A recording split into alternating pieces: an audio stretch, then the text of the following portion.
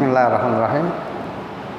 Assalamualaikum warahmatullahi wabarakatuh. Innal hamdalillah nahmaduhu wa nasta'inuhu wa nastaghfiruh wa na'udzu billahi min shururi anfusina wa sayyiati a'malina. May yahdihillahu fala mudilla lahu wa may yudlil fala hadiya lahu.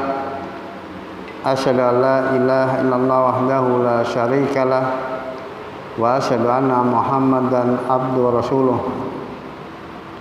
Ya ayyuhalladzina amanu taqullaha haqqa tuqatih wa la tamutunna illa wa antum muslimun.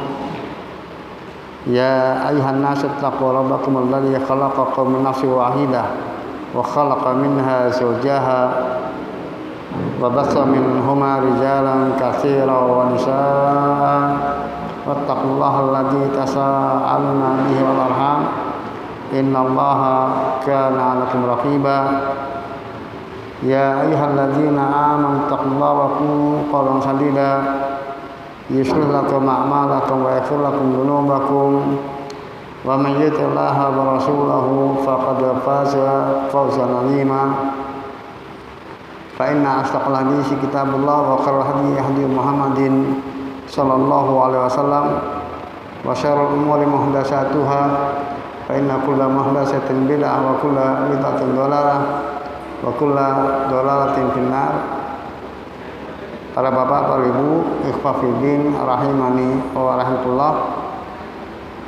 Tidak lupa mari kita untuk senantiasa memuji dan bersyukur kepada Allah Subhanahu wa taala atas segala nikmat dan karunia yang telah Allah anugerahkan untuk kita semuanya, termasuk perjumpaan kita pada sore hari ini untuk melanjutkan kajian kita bahasan tauhid dari kitab Tauhid Muyasar.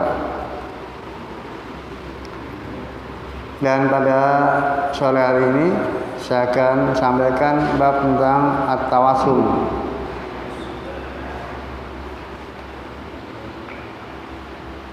Bab tentang at-tawassul.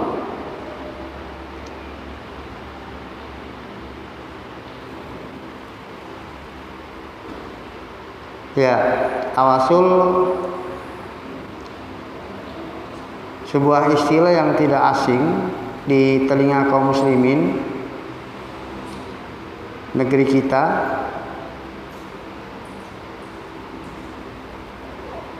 Khususnya tentunya yang mereka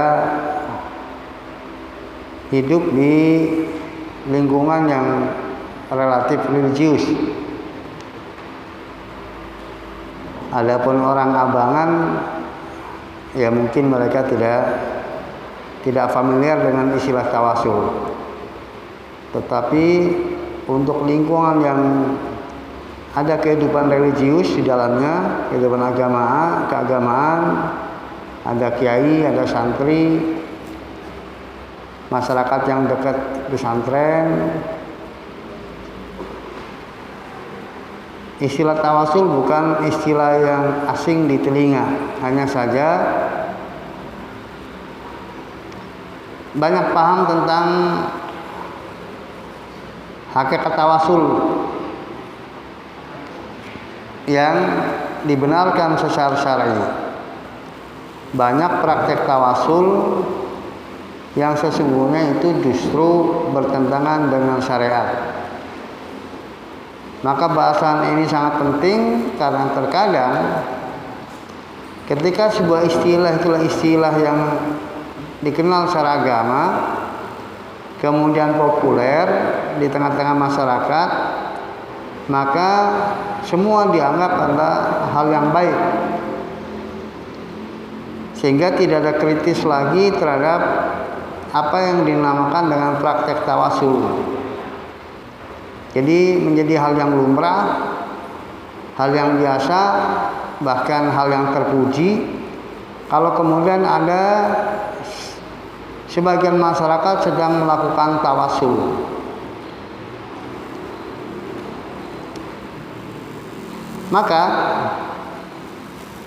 kita as-salafiyun Ahlussunnah wal Jamaah yang berusaha untuk kemudian mengamalkan syariat Islam ini sesuai dengan apa yang diajarkan Rasulullah SAW dan dipahami oleh para sahabatnya, harus berhati-hati terhadap setiapnya akan menjadi dekat kepada sesuatu yang lain atau ya, mengantarkan kepada sesuatu yang lainnya.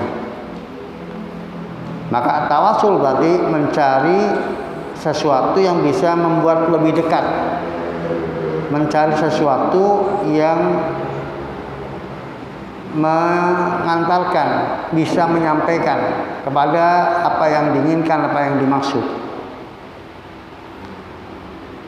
Adapun istilahan secara terminologi, secara istilah agama, at-tawassul ya ittikhadus sababi masru'in yuqarribu ila Allah Ta'ala. Tawasul adalah mencari sebab, mengambil sebab yang disyariatkan yang dapat mendekatkan kepada Allah Ta'ala. Jadi mencari sarana, mengambil sarana, sebab, perantara yang dengan itu bisa mendekatkan kepada Allah Ta'ala. Itulah al-wasilah. Nah, istilah tawasul ini ini diantaranya diambil dari firman Allah surat Al-Maidah ayat yang ke-35. Dari surat Al-Maidah ayat 35, Allah berfirman, ya ayyuhalladzina amanu taqullaha wabtaghu ilaihil wasilah.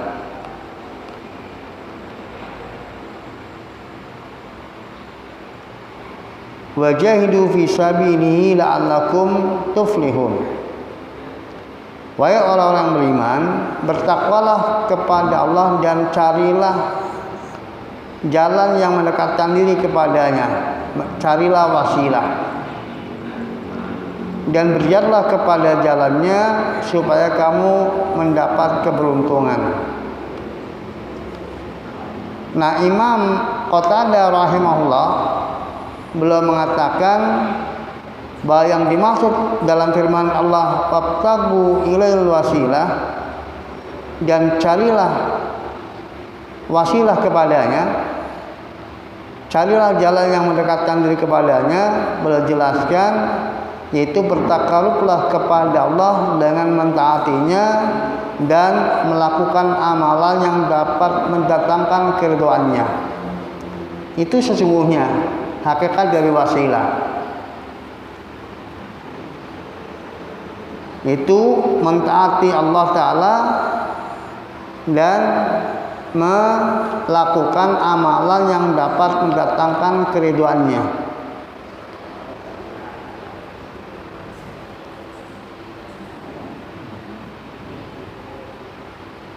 Maka sesungguhnya segala sesuatu yang ditempuh oleh seorang hamba dengan melaksanakan apa yang diperintahkan oleh Allah sesuai dengan kriteria yang ditetapkan oleh Allah Ta'ala, maka itu semuanya wasilah untuk mendekatkan diri kepada Allah Ta'ala. Jadi Allah sendiri telah menetapkan syariat yang barang siapa yang mentaati syariat tersebut, maka hakikatnya dia telah mendekatkan diri kepada Allah. Dia sedang mencari sarana, dia sedang mengambil sebab untuk dia dekat dengan Allah Ta'ala, untuk mencari jalan menuju Allah Ta'ala.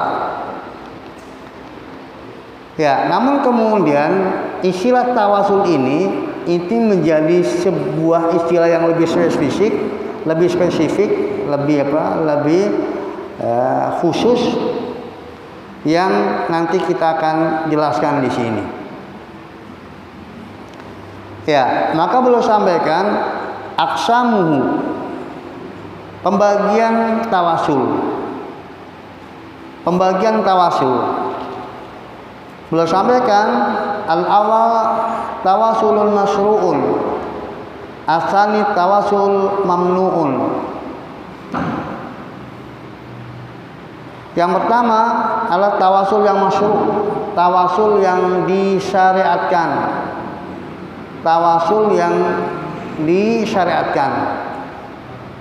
Kalau disyariatkan itu meliputi dua, yang dianjurkan atau diperintahkan baik dalam bentuk wajib atau sunnah,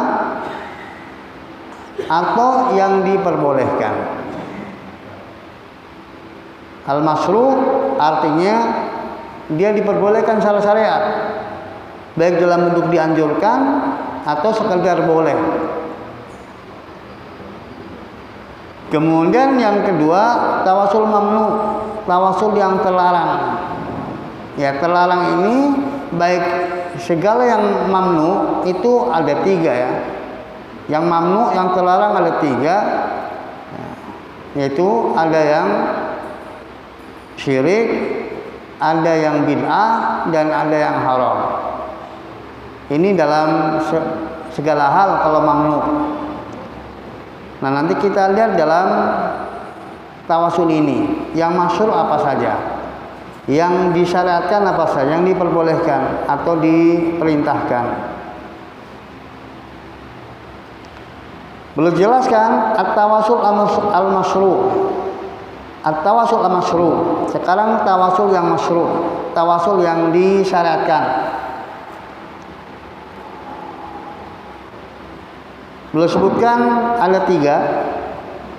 At-tawasul yang masyru', tawasul yang disyaratkan. Al-awal at-tawasul bi ismin min asma'illahi ta'ala. Tawasul dengan salah satu nama dari nama-nama Allah SWT.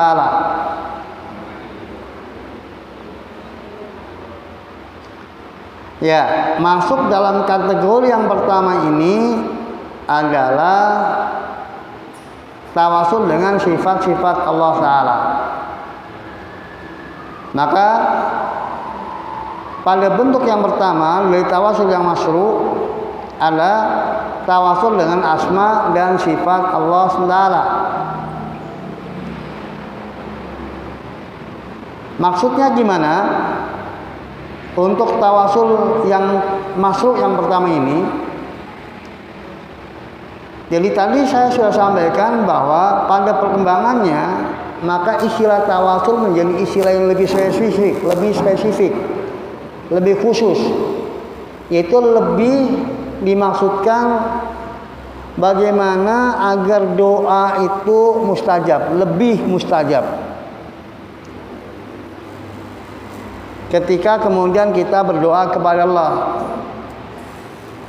maka kita mengambil wasilah, mengambil media, mengambil sarana, bagaimana caranya supaya doa kita yang kita panjatkan kepada Allah itu mustajab.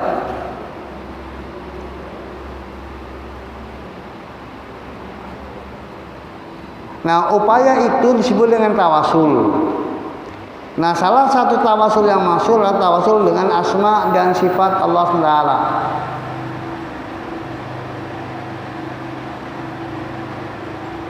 Contohnya misalnya, seseorang panggil asma Allah, ya Rahman irhamna, ya Ghafur ighfir lana, ya Razzaq urzuqna. Maka itu tawasul dengan asmaul husna. Jadi kita panggil asma Allah Ta'ala sesuai dengan yang kita minta. Ketika kita menginginkan rahmat Allah, kita panggil ya Rahman ya Rahim. Ketika kita menginginkan rezeki, kita panggil ya Razzaq. Ketika kemudian kita menginginkan ampunan, kita panggil ya Ghaffar, ya Ghafur. Jadi kita panggil asma Allah Ta'ala, kemudian kita minta kepada Allah sesuai dengan sifat yang terkandung pada nama tersebut, atau dengan kandungan dari sifat-sifat Allah, apa yang dimiliki oleh Allah Ta'ala dari sifat-sifat. Maka dalam doa iftitah misalnya, doa iftitah sholat malam, terkandung di dalamnya tawasul model yang pertama ini, di mana kita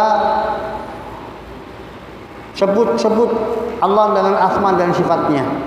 Allahumma rabba Jibril wa Mikail wa Israfil fatiras samawati wal ard alimal ghaibi wa syahadah anta tahkumu baina ibadika fima kanu fihi yakhtalifun.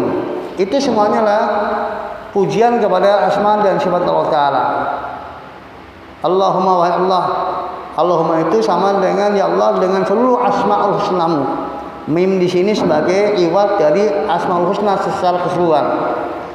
Jadi ketika kita berdoa dengan Allahumma, itu seakan-akan kita mengatakan ya Allah dengan seluruh nama yang kau miliki.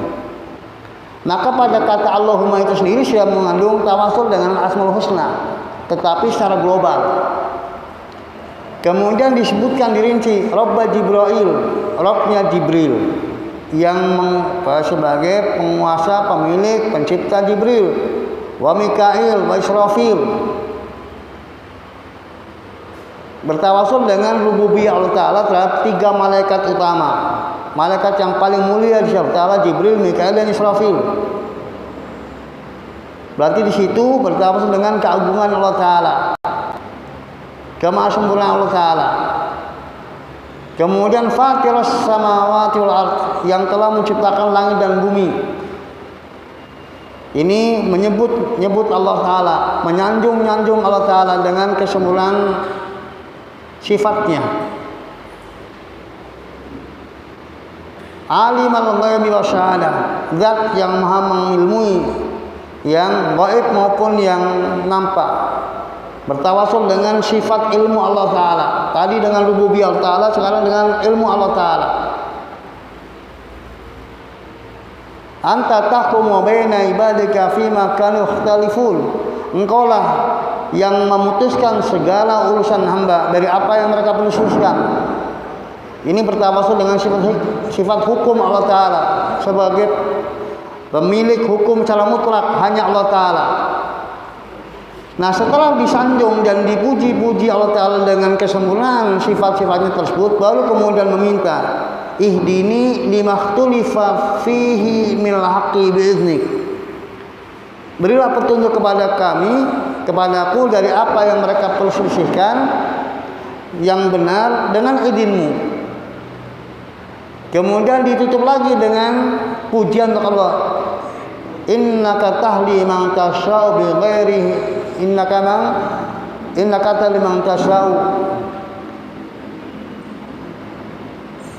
Karena sesungguhnya engkau yang memberikan petunjuk kepada siapa yang kehendaki.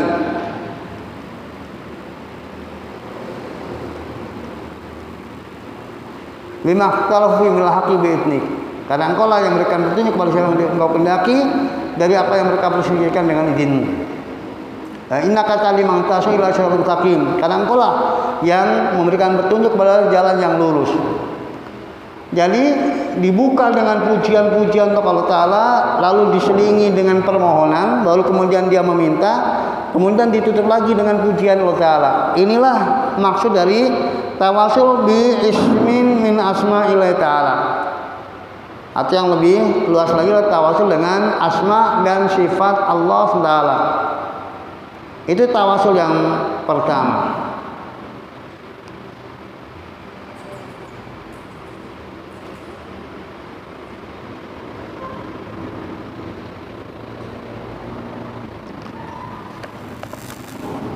Kemudian tawasul yang kedua, at-tawasul bi amalin sholihin qama bi ad-da'i.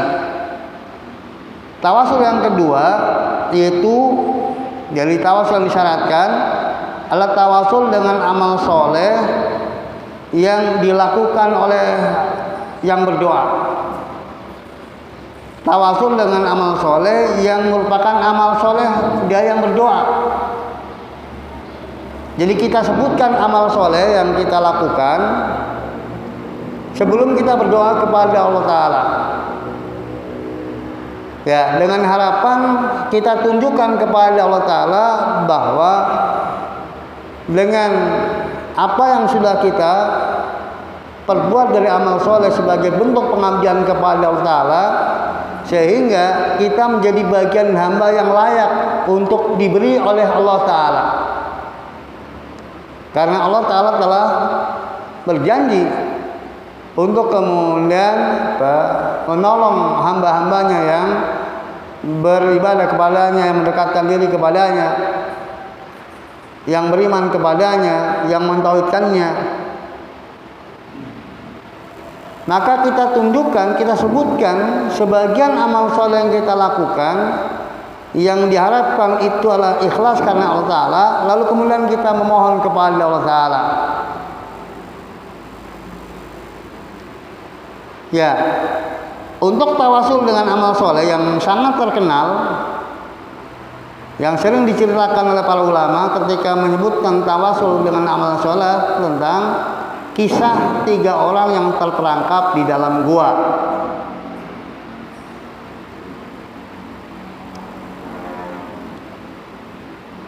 Di mana dikisahkan oleh Rasulullah SAW bahwa pada umat terdahulu itu ada 3 orang yang bepergian, kemudian mereka singgah di sebuah gua. Ketika mereka berada dalam sebuah gua, lalu kemudian pintu gua tertutup batu, ada batu jatuh dari atas bukit, lalu jatuh tepat di pintu guanya, sehingga menutupi pintu gua yang tidak memungkinkan bagi mereka untuk kemudian keluar.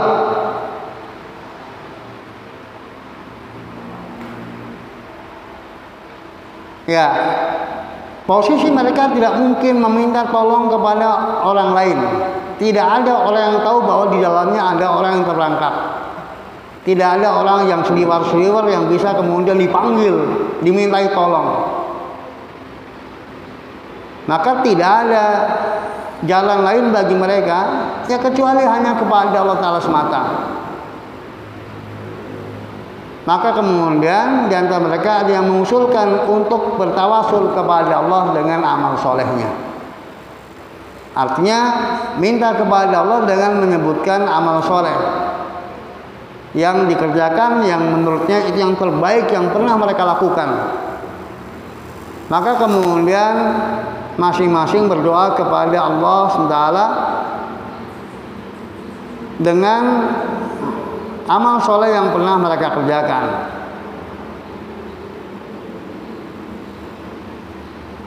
Orang yang pertama, dia bercerita, dia sampaikan kepada Allah amal solehnya, bahwa dulu dia pernah punya pegawai dari penggembala. Karena ada satu masalah, dia marah kepada penggembalanya, dan kemudian pergilah si penggembala tersebut, padahal dia punya hak gaji yang belum diambil. Ya, pegawainya pergi dalam keadaan belum mengambil hak gajinya.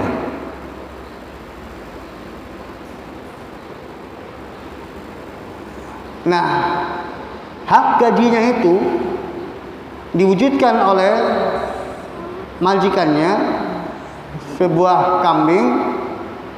Kemudian kambing itu beranak pinak.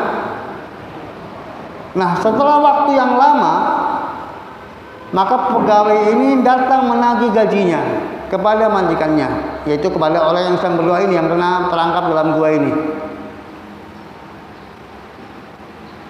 Maka ketika dia datang menagih, dia minta gajinya, ditunjukkan kambing selembar. Maka mantan pegawainya itu bilang, jangan bersendaguro, aku serius, aku minta gajiku. Iya, itu hakmu, itu gajimu, itu sudah jadi kambing selembar itu. Maka silahkan antum ambil, karena itu memang hakmu. Maka dan diambil semuanya, tidak disisakan satupun. Maka kata majikan, ya Allah, kalau itu aku amalkan ikhlas karenamu, maka bebaskanlah kami dari kondisi sekarang ini. Maka tiba-tiba batu itu bergeser. Tetapi celah yang ada tetap tidak memungkinkan untuk mereka keluar. Maka dilanjutkan dengan tawasulnya orang kedua.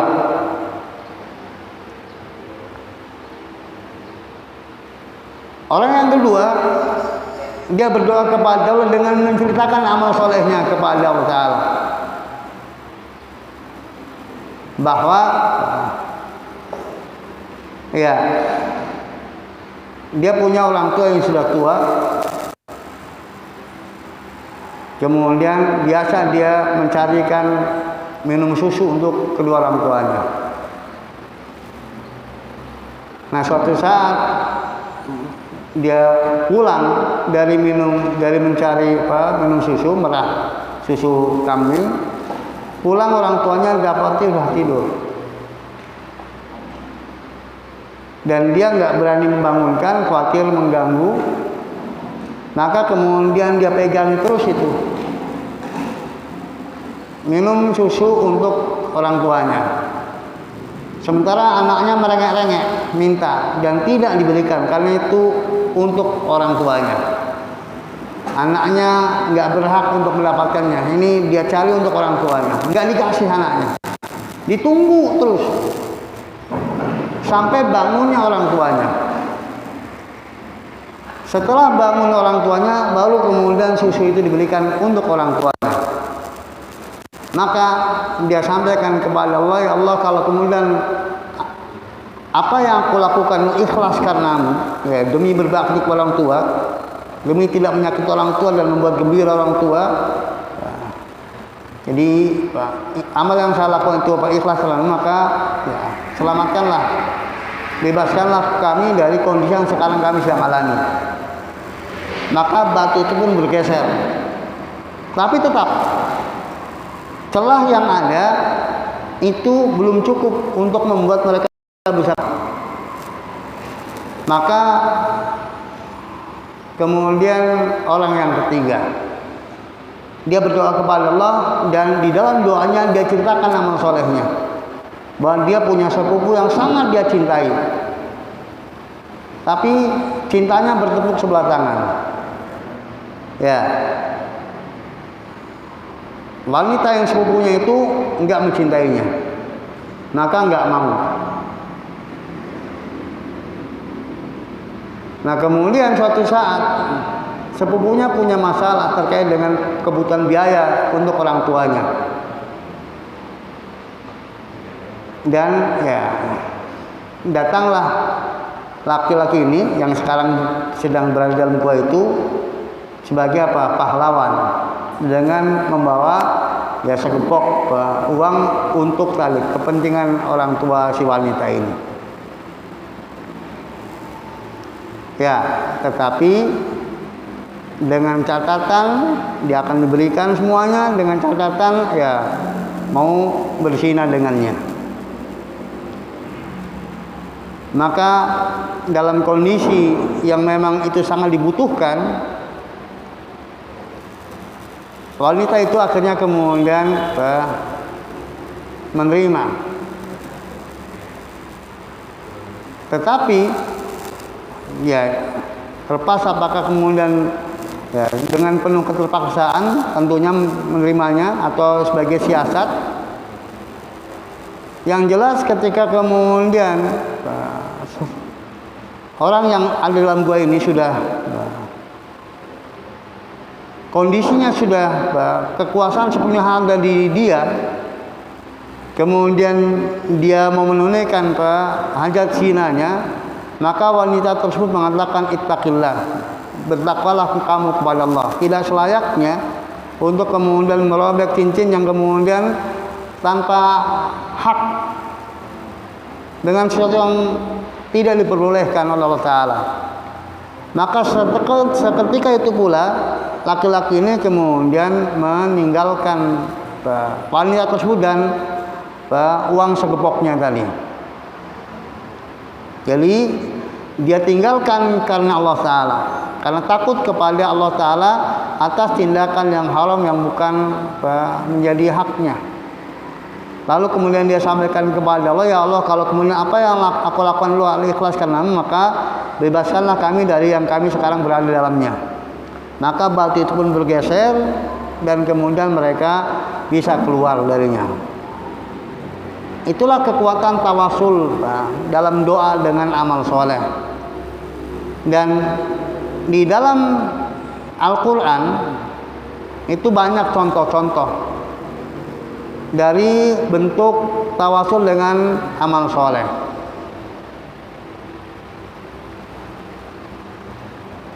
Maka termasuk tawasul dengan amal soleh, tawasul dengan keimanan, tawasul dengan ketauhidan. Karena iman kita bagian dari amal. Karena iman tanpa amal tidak akan disebut iman. Tauhid kita adalah bagian dari amal. Karena tauhid adalah amalan tertinggi dari seorang mukmin.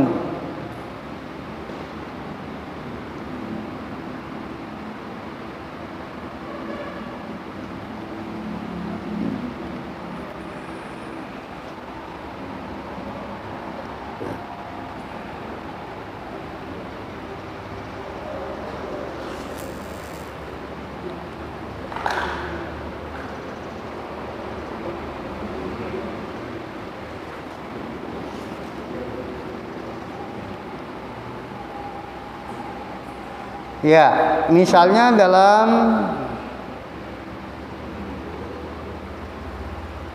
surat Al-Imran ayat 193,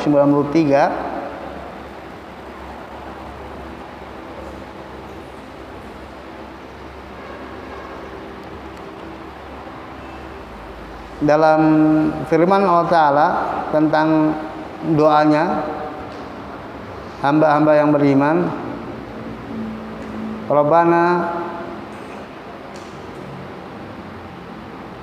innana sami'na munadiyan yunadil iman an aminu bi rabbikum fa amanna faghfir lana dzunubana wa kaffir 'anna sayyi'atina wa tawaffana ma'al abrar.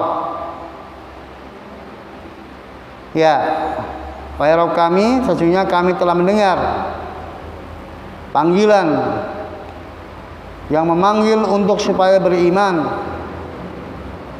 Itu panggilan untuk berimanlah kalian kepada Rabb kalian. Maka kami pun beriman.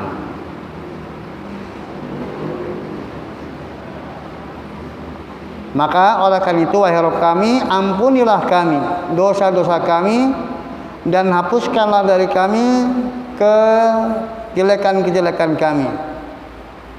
Wahai Rabb kami, sesungguhnya Engkaulah Zat yang Maha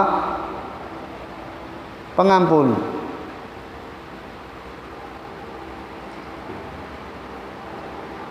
Afan dan wafatkanlah kami bersama orang-orang yang baik.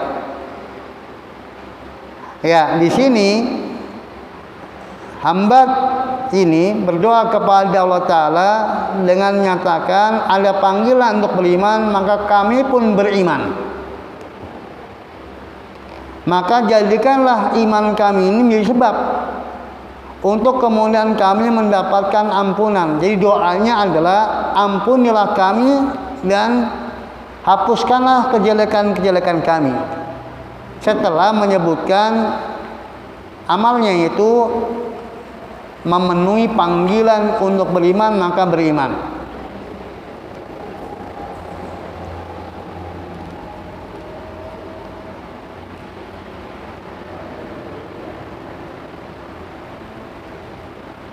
Ya, demikian juga apa yang dilakukan oleh Nabi Yunus ya.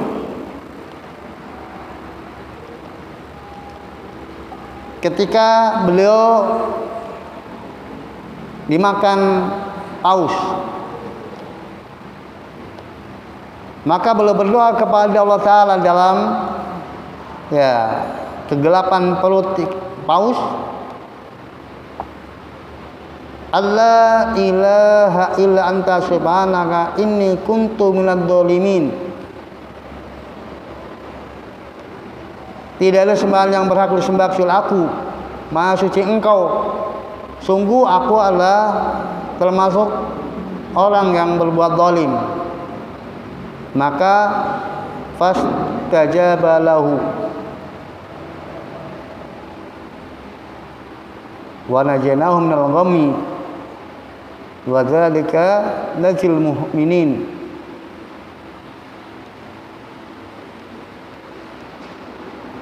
Wa kadzalika nunjil mu'minin.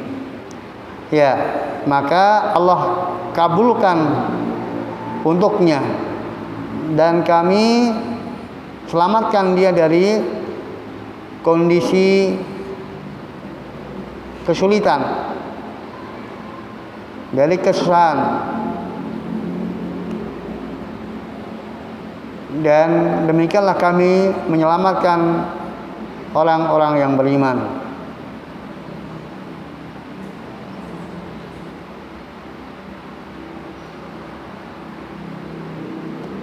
Maka di sini Nabi Yunus beliau bertawasul kepada Allah dengan tauhidnya, ketauhidannya kepada Allah Taala. Jadi disebutkan pernyataan dia bahwasanya tidak ada sembahan hak disembah selain Allah, lalu kemudian dia berdoa kepada Allah Taala.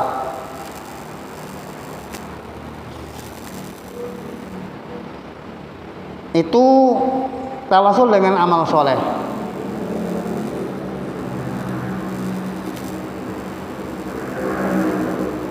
Dan terbukti bahwa tawasul dengan amal soleh itu telah menjadi sebab keselamatan seorang hamba dari kondisi yang secara perhitungan manusiawi itu adalah tidak mungkin dia bisa selamat darinya. Bagaimana mungkin seorang yang dia berada dalam guanya, pintu guanya tertutup batu dan tidak ada orang tahu, tapi dia bisa selamat dengan murni pertolongan Allah Ta'ala dengan sebab tawasul dengan amal solehnya. Demikian juga Nabi Yunus alaihissalam, ya secara perhitungan manusiawi maka ya kematian yang menghadapinya, dia ditelan oleh paus. Namun kemudian berdoa kepada Allah Ta'ala dengan bertawasul dengan ketauhidannya kepada Allah Ta'ala dan kesadarannya sebagai orang yang berdosa. Kesadaran sebagai orang yang berdosa bagian dari amal soleh, karena di amal soleh adalah iktiraf. Seseorang mengakui dirinya berbuat dosa, berbuat salah dan mengakui. Maka kesadaran akan dirinya sebagai orang yang dolim itu bagian dari amal soleh.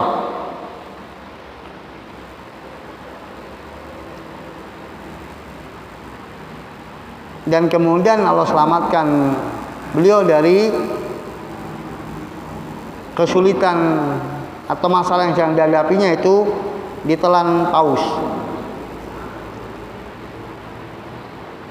Maka silahkan ya masing-masing kita untuk kemudian bisa menggunakan sarana ini, yaitu bertawasul kepada Allah Ta'ala dengan amal soleh yang kita merasa tidak ada riya di sana, murni bahwa apa yang kita lakukanlah ikhlas karena Allah Ta'ala, lalu sampaikan kepada Allah Ta'ala seperti yang disampaikan oleh orang yang berada dalam gua tadi. Kalau ini adalah ikhlas karenamu ya Allah, maka selamatkanlah kami dari yang kami sedang punya masalah ini.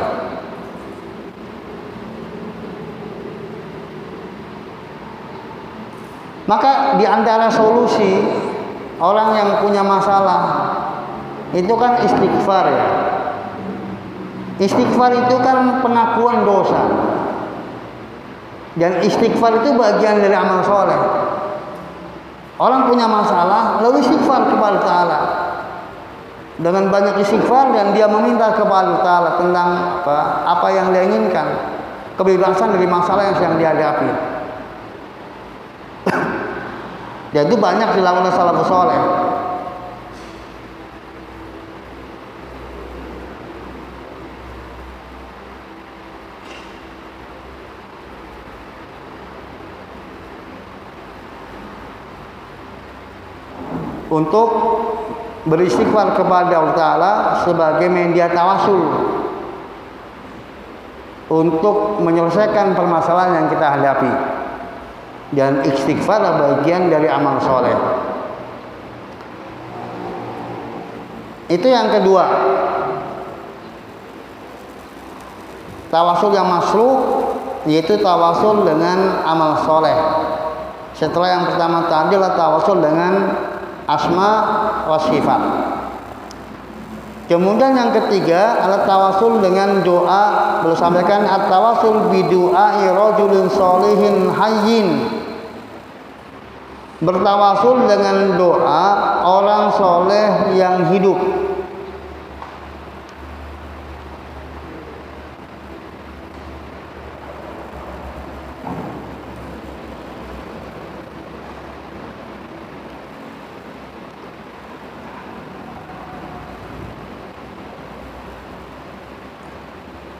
Ya, untuk tawasul yang pertama sangat dianjurkan. Tawasul yang kedua dianjurkan, adapun tawasul yang kedua diperbolehkan, tetapi tidak dianjurkan. Tawasul dengan doa orang soleh yang masih hidup. Dan disebutkannya orang soleh yang masih hidup ini menunjukkan bahwa ya seandainya pun mau minta doa itu ya pilih-pilih orangnya. Tidak setiap orang dimintai doa. Maka para ulama ketika menyebutkan tawasul bi du'ai rajulin saleh disebut bi rajulin saleh. Tidak hanya tawasul bi du'a rajulin akhar. Rajulun saleh. Ya, batas kesolehan yang minimal itu adalah muwahhid, orang yang bertauhid, dan tentunya yang bertauhid serta menjalankan kewajiban dan meninggalkan yang haram. Itu batasan orang soleh. Orang yang kita kenal dia muwahhid, kemudian taat menunaikan kewajiban dan anti menjalankan yang haram. Namun sekali lagi bahwa yang ketiga ini tidak dianjurkan, diperbolehkan tetapi tidak dianjurkan. Silahkan kalau Anda meminta doa dari orang yang soleh yang masih hidup, silahkan. Tetapi berbeda dengan model yang pertama, maka bisa dalam setiap doa kita gunakan. Tapi untuk yang ketiga tidak. Sesekali aja. Tidak setiap kita butuh kepada Allah datang kepada orang soleh. Ustaz, mohonkan kepada Allah. Besok butuh apa lagi? Datangi ustaznya. Ustaz, doakan kepada Allah. Besok lagi datangi lagi. Beda kalau yang pertama yang kedua. Kapan kita mau doa silakan panggil asma Allah Ta'ala, minta. Kita butuh kepada silakan. Anda mau bertawasul amal soleh silakan. Tapi untuk yang ketiga tidak. Tidak mentang-mentang bahwasanya masyru', maka apa? Kemudian dianjurkan. Setiap kita butuh kepada Allah lalu telepon atau datangi orang soleh lalu kemudian dia meminta doanya.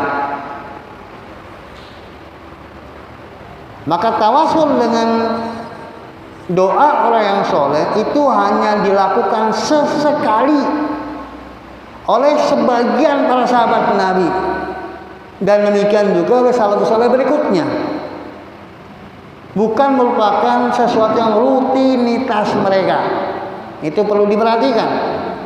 Tidak ada salafus saleh yang merutinkan meminta doa dari orang yang mereka tahu adalah jelas solehnya. Bahkan sebagian sahabat kibar tidak pernah meminta doa. Jangankan kepada yang bukan Rasulullah, kepada Rasulullah pun mereka nggak pernah datang meminta doa dari Rasulullah untuk kepentingan pribadi mereka. Kalau doa kepada Rasulullah untuk kepentingan umum, doa agar Rasulullah berdoa kepada Allah Ta'ala itu untuk kepentingan umum, tidak untuk kepentingan pribadi. Dan kalaupun ada jumlahnya sangat sedikit di antara para sahabat, kemudian juga itu sesekali, tidak kemudian menjadi rutinitas, padahal sehari-hari mereka bertemu dan berteman dengan Rasulullah SAW. Seperti Abu Bakar Siddiq, Umar Khattab, Utsman bin Affan, Ali bin Abi Thalib, itu yang sehari-harinya bertemu dengan Rasulullah. Tetapi mereka tidak meminta doa dari Nabi SAW untuk kepentingan hajat hidup mereka. Itu menunjukkan bahwa tawasul dengan doa orang soleh bukan sesuatu yang dianjurkan, tetapi tidak dilarang, sesuatu yang diperbolehkan, maka dikatakan masyru', disyariatkan.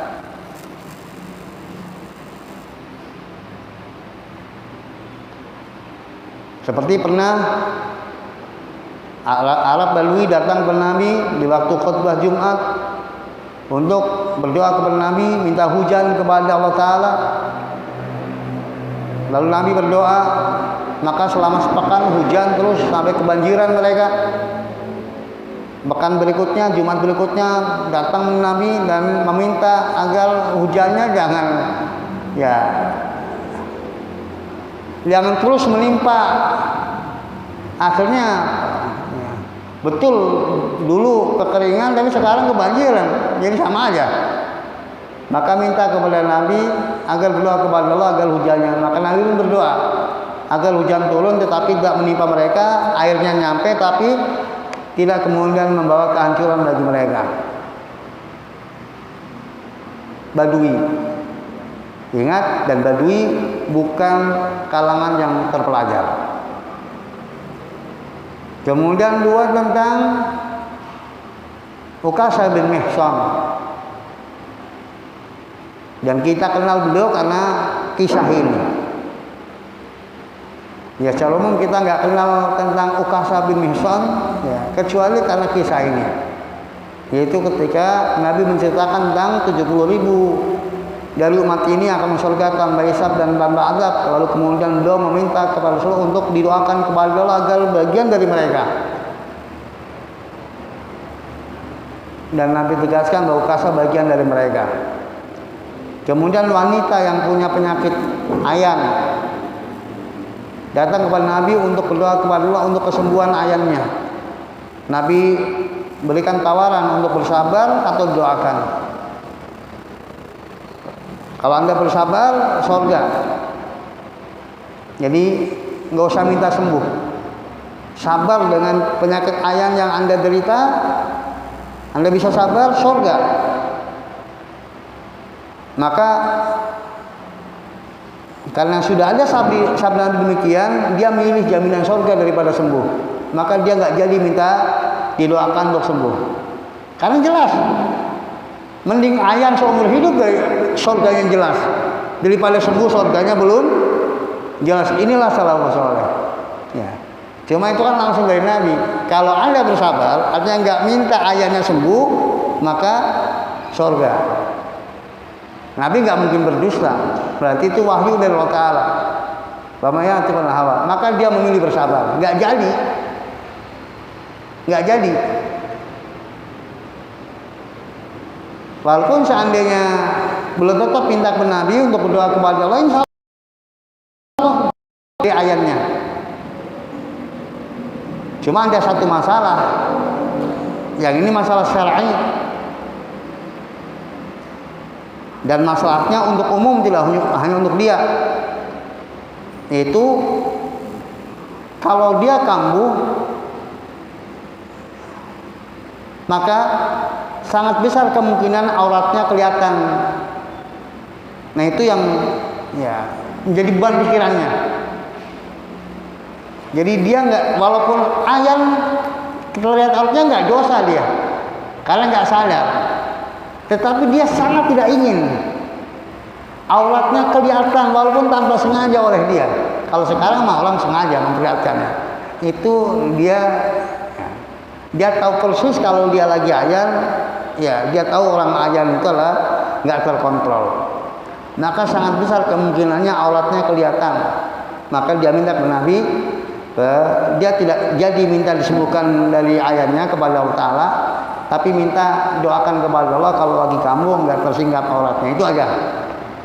Jadi biarlah ayan dia tanggung sampai mati karena surga, tapi saya minta satu, kalau sedang kamu jangan terbuka aurat saya, jangan tersingkap aurat saya. Dan itu bagus, itu maslahat untuk kaum muslimin, bukan untuk cuma dia, untuk maslahat yang lainnya, karena fitnahnya besar.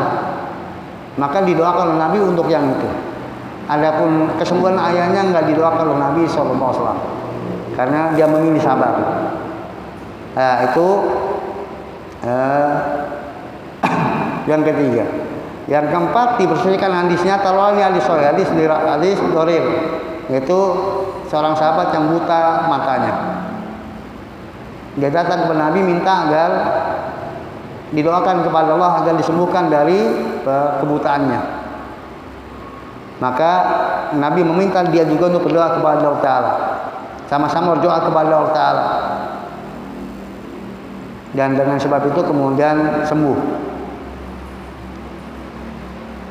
Ya, itu kisah-kisah beberapa sahabat yang kalau nggak ada kisah ini kita nggak kenal mereka.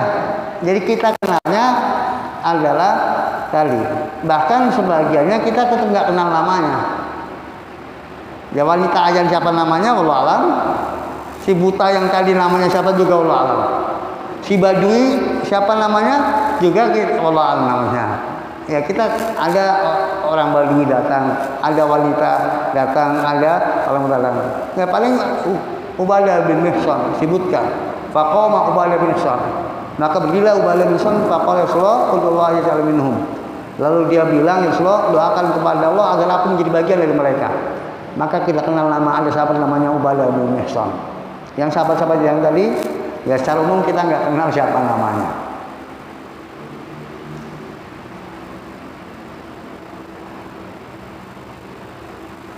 Ya. Adapun Uwais Al-Qarni dan perintah Nabi kepada Umar Khattab kalau ketemu nama tentang seseorang namanya Uwais Al-Qarni, maka ini keutamaan Uwais Al-Qarni, dia itu langsung dari Nabi SAW. Dan Umar pun iya kepada Uwais Al-Qarni, tidak kepada yang lainnya. Karena perintah dari Nabi, mintalah doa dari Uwais Al-Qarni.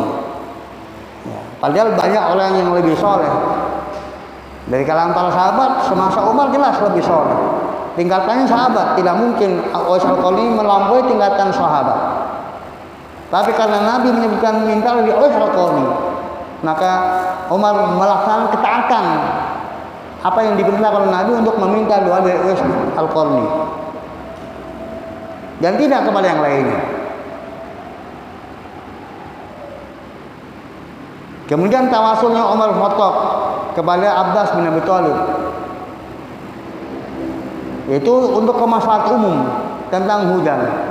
Kayak dulu para sahabat kepada Rasulullah agar Rasul istisqa untuk maslahat semua umat manusia, bukan hanya pribadi yang meminta, tapi untuk kemaslahatan umum. Yang kita maksudkan di sini maslahat pribadi, kepentingan pribadi, maka ajukan kepada Allah langsung. Dan jangan biasakan kita mengajukan kepada sesama kita, apalagi ya kepada orang yang kesalahannya pun masih kita nggak tahu ini benar-benar soleh atau tidak. Kalau para sahabat dijamin solehnya, Rasulullah dijamin solehnya, para sahabat dijamin solehnya. Demikian juga cara umum para tabi'in, para tabi'in, para imam. Adapun kemudian sesama kita yang hidup sekarang ini, maka ya seyogianya tidak dibiasakan. Karena salafus saleh pun tidak membiasakan. Lau kana qala sabaquna ilaihi. Kalau itulah baik, tentunya mereka lebih dahulu membiasakan minta doa. Kalau itu baik, tentunya mereka lebih dulu melakukannya. tapi mereka tidak melakukan pembiasaan meminta doa. Ada betul, tetapi itu bersifat apa? Ya, sesekali. Dan yang dimintakan permasalahan besar, bukan permasalahan apa? Ya, remeh, masa besar. Masuk surga tanpa hisab, oh masalah besar. Kepentingan yang sangat besar.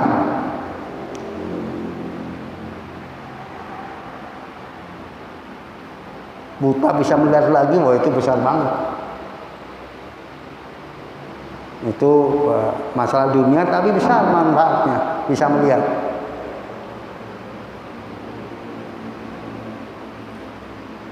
Kemudian tidak tersingkap auratnya.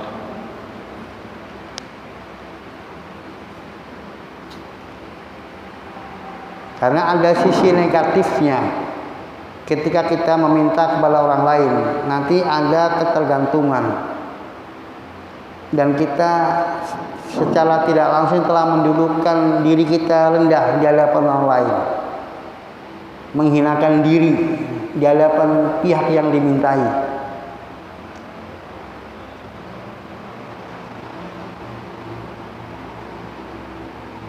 Karena di dalam meminta itu ada unsur menghinakan diri.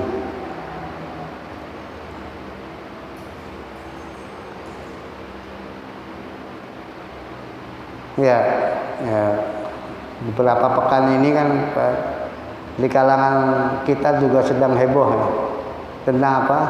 Tentang celaan meminta-minta.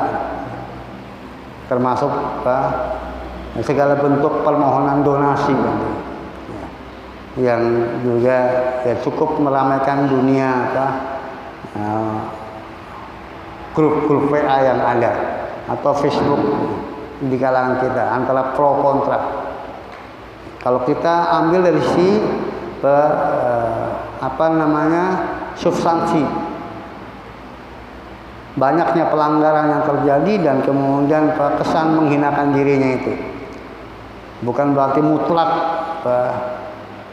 mengharamkan tentang menjadi perantara, memberikan syafaat untuk kepentingan orang lain.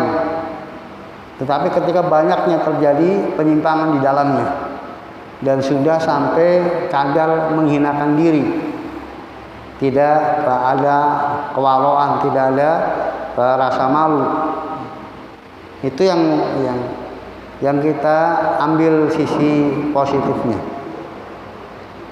Dengan tidak menafikan bahwa dalam kondisi-kondisi tertentu,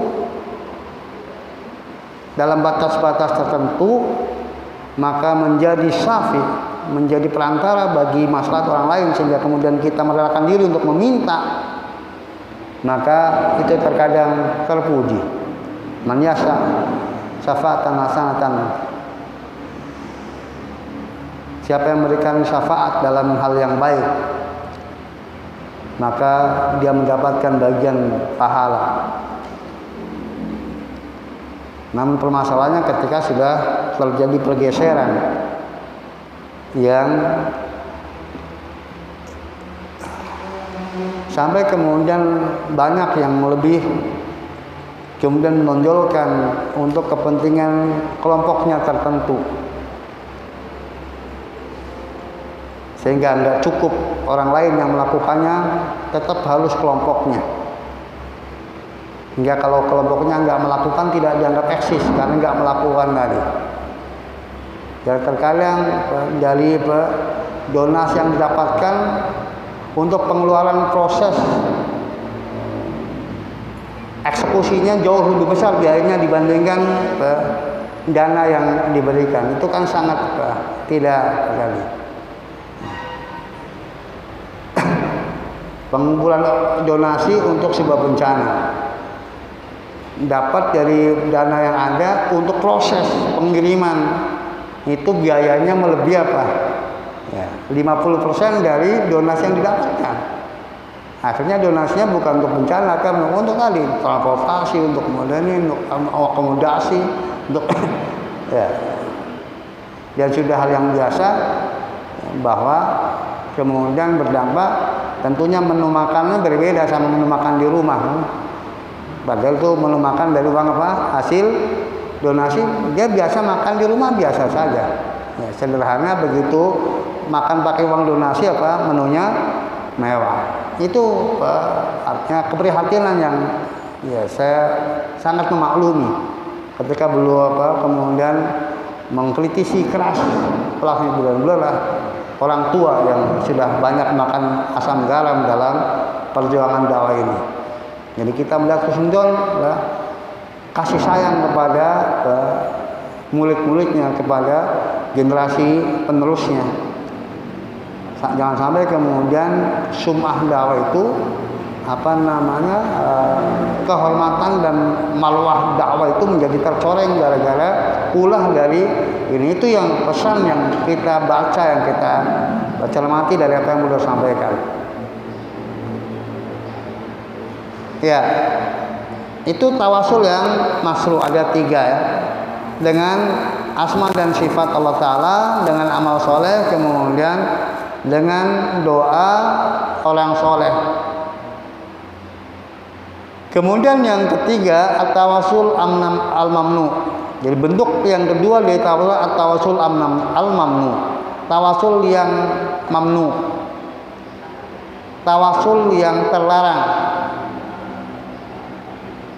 Nah, tawasul yang terlarang ini secara umum terbagi menjadi 2, yaitu tawasul yang bid'ah dan tawasul yang syirik. Tawasul yang bid'ah dan tawasul yang syirik. Kita baca apa yang beliau sampaikan. Al-awwal al-tawasul ilallah bihaqqi au bijahi al-ashkhas. Yang pertama, tawasul kepada Allah dengan hak atau kedudukan seseorang.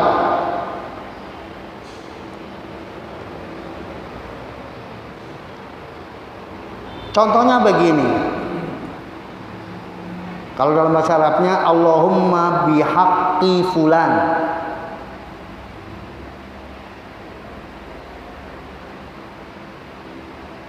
Ursukna waladan solihan misalnya. Allahumma bihaqqi fulan.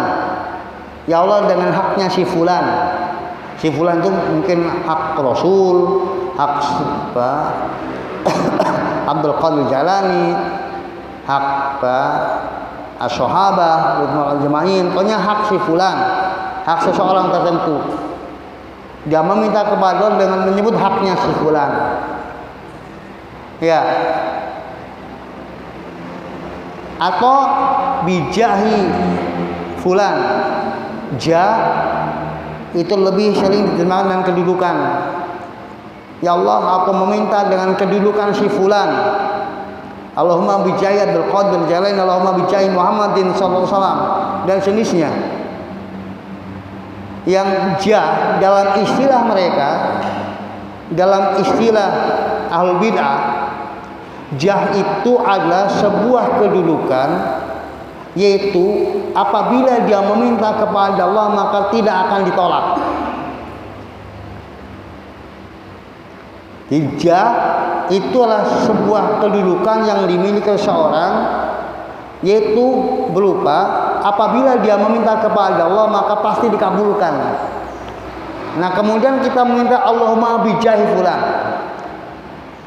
Jadi di situ ada 2 sisi kekeliruan. Yang pertama, bahwa tidak ada seorang pun yang dipastikan bahwasanya dia kalau minta kepada Allah pasti dikabulkan, kecuali yang ada wahyunya dari Allah Ta'ala, ada nasnya dari Allah Ta'ala. Rasul saja tidak setiap permohonannya dikabulkan oleh Allah Ta'ala. Kemudian yang kedua, bahwa kalaulah seseorang punya kedudukan, maka itu untuk dia. Kayak tadi, Allahumma bihaqqi fulan. Nah, hak fulan ya untuk si fulan, jah fulan untuk si fulan. Ya, dia kalau berdoa kepada Allah dikabulkan. Nah, itu nggak ada hubungannya dengan Anda. Hak orang lain itu menjadi hak orang lain, bukan menjadi hak Anda. Jadi kalau Anda kepengen punya hak seperti si fulan, yang kalau berdoa kepada mustajab, maka jadilah Anda seperti si fulan.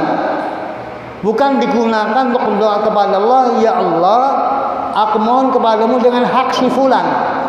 Maka itu nggak ada korelasinya dengan doa. Maka itu disebut bid'ah. Menjadikan sebab yang bukan sebab. Tidak ada tuntunan syar'inya.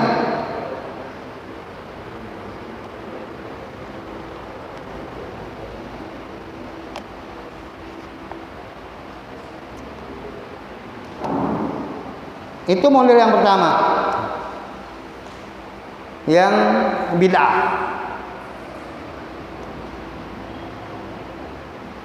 Nah, termasuk model yang bid'ah ini yang tidak disebutkan oleh mu'alif adalah ya kita berdoa kepada Allah Ta'ala dengan memilih tempat-tempat yang tidak disyariatkan, bahwa tempat tersebutlah tempat yang menjadi sarana untuk doa itu terkabul, seperti kuburan dan jenisnya. Yang ini kemarin telah dibahas pada bab tabaruk. Jadi untuk berdoa kepada Allah lalu kemudian dia pergi ke kuburan dan dia meyakini bahwa keberadaan di si kubur adalah menjadi wasilah untuk mustajabnya doa, maka ini tawasul yang bid'ah.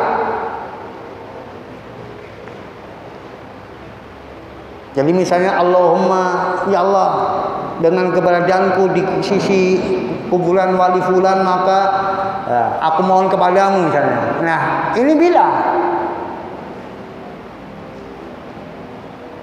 Ketika dia jadikan keberadaan dia di sisi kuburan sebagai wasilah untuk mustajabnya doa. Ya, sama saja apakah itu diucapkan atau tidak diucapkan, tetapi dia menginginkan posisi itu adalah lebih menjadi sebab terkabulnya doanya. Allah lebih suka dan lebih mengabulkan doa dia apabila dia berada di sisi kuburan orang-orang soleh.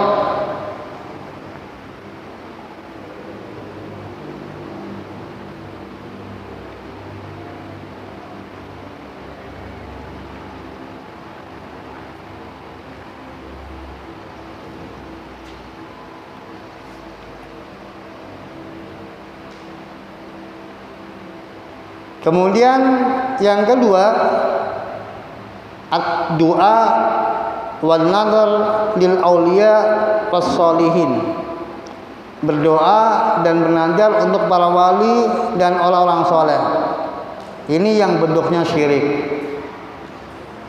Tawasulnya dengan cara dia berdoa, bernadar untuk para wali dan orang-orang soleh, dijadikan sebagai wasilah untuk mendekatkan diri kepada Allah.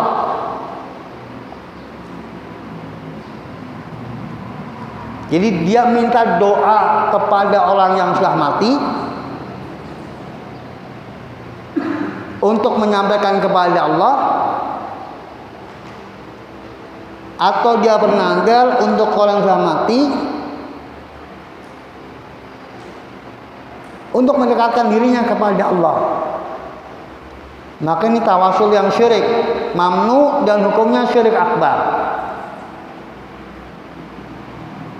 Yaitu dia menjadikan orang yang sudah mati sebagai sarana untuk mengantarkan dia kepada Allah. Dan itulah perilaku musyrikin jahiliyah dulu.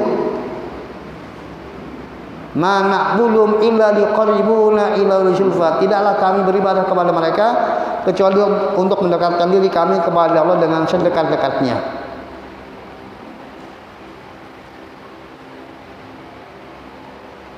Kemudian yang ketiga, ad-dabhu lil arwah al-auliya wal uquf haula kuburihim.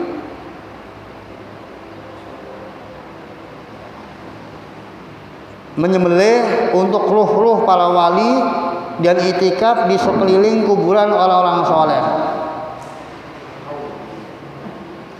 Nah, ini juga termasuk syirik akbar. Jadi dia menyembelih kurban dipersembahkan kepada para ruh dari orang-orang, dari para wali, atau dia itikaf di kuburan mereka, mengagungkan mereka, memuliakan mereka agar dekat dengan Allah Ta'ala. Ini tawasul yang syirik, agar lebih dekat kepada Allah, agar doa-doanya menjadi mustajab, maka itu syirik akbar, karena ada unsur pengabdian kepada selain Allah SWT. Ini tawasul yang mamnu, ada yang bid'ah dan ada yang syirik akbar.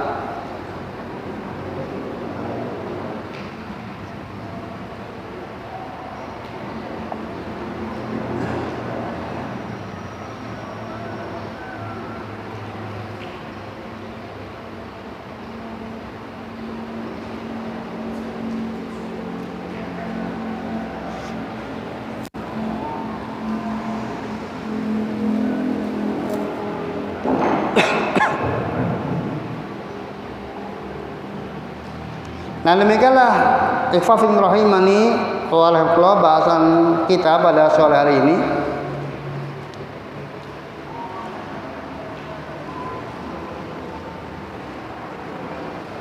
Tentang tawasul.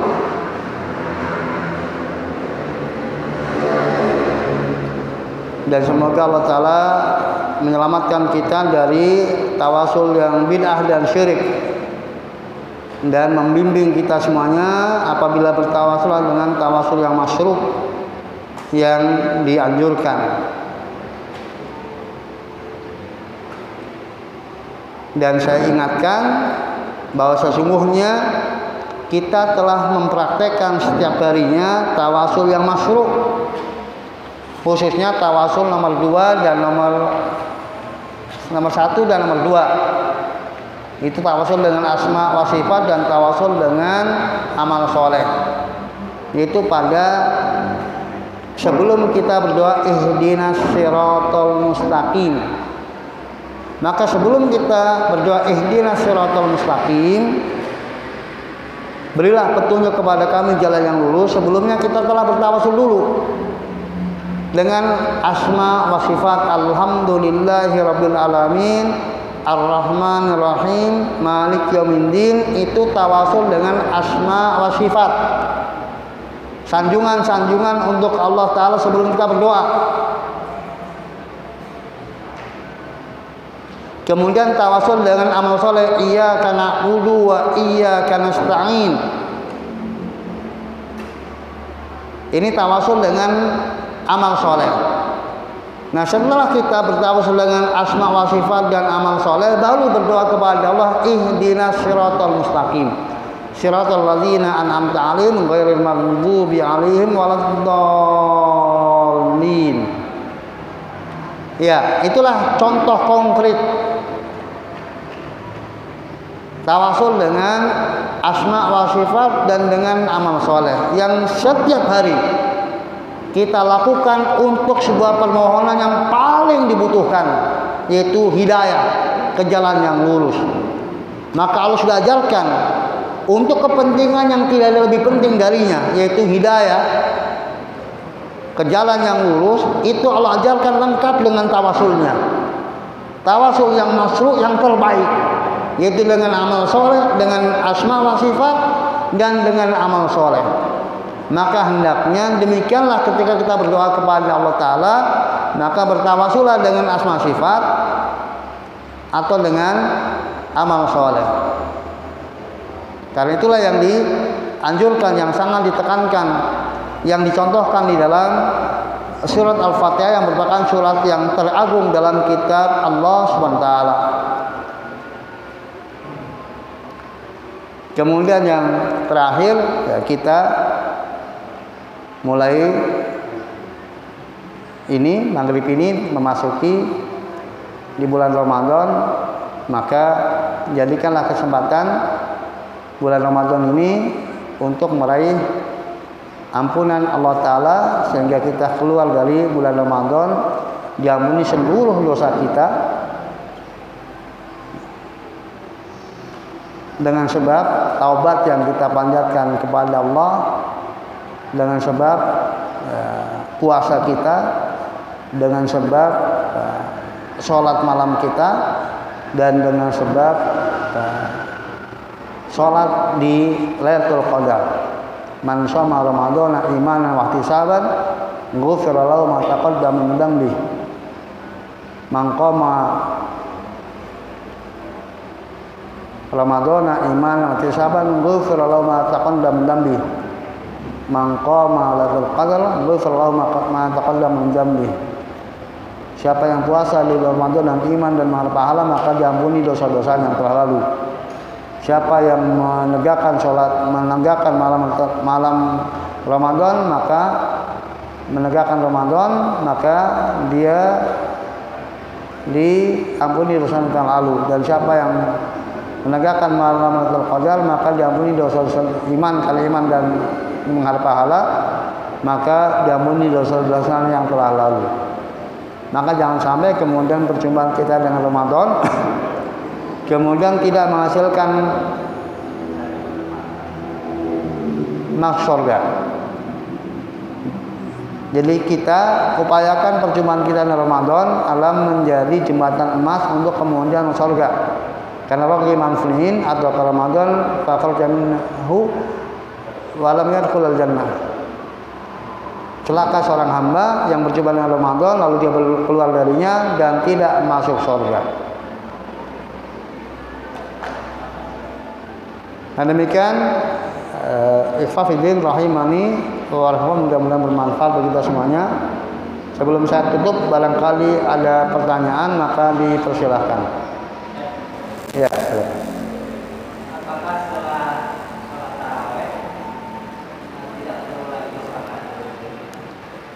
Ya, ikhwafin rahimani warahmatullah, bahwa mazhab ulama terkait dengan malam, sholat malam itu beragam. Ada yang membatasi sholat malam adalah 11 rakaat atau 13, sehingga tidak ada sholat setelah 13 rakaat. Ya, ada yang tidak membatasi sholat malam adalah 2 rakaat, yang kalau kemudian dikhawatirkan subuh lah tutup dengan 1 rakaat, hingga nggak ada batasan jumlahnya. Ya tinggal mau kemana.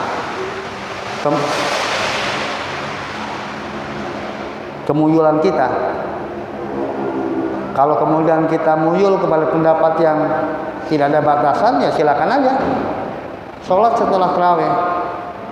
Hanya saja kalau dia sholat tarawih dan sudah tutup dengan witir, maka sholat malamnya nggak ada witir lagi. Dia tinggal sholat aja 2 rakaat sesuai dengan yang Allah berikan kemampuan kepadanya. Seberapapun rakaatnya, ketemunya sampai subuh 40 rakaat, ya silakan. Ya. Jadi itu untuk sholat malam. Jadi ada beberapa mazhab di kalangan para ulama. Dan kalau ya kita tahu kalau mazhab Haramain ya tidak dibatasi dengan 12 13. Cuma saya